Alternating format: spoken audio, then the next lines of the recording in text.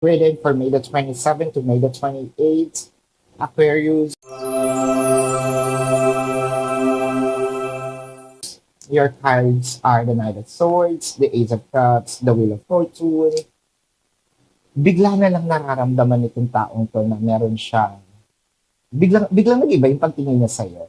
Kung dati friends lang yung pagtingin niya sa'yo, ngayon parang meron ng emotion, namimiss ka na niya, namimiss na kapag meron kayong off or hindi kayo nagkikita, ang gusto ka niyang puntahan or lagi gusto ko niyang kasama.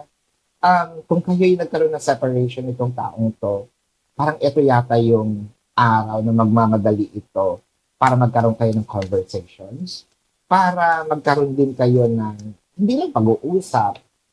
Sabihin natin, nandito kasi yung gusto kong maging maayos or magkaroon ng harmony or good camaraderie, no, with you. So it felt like ito yung mga araw na ipapakita ni person a little extra, no?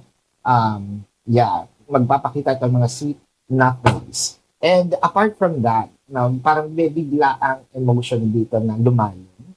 So this is your quick reading for May the 27th to May the 28th.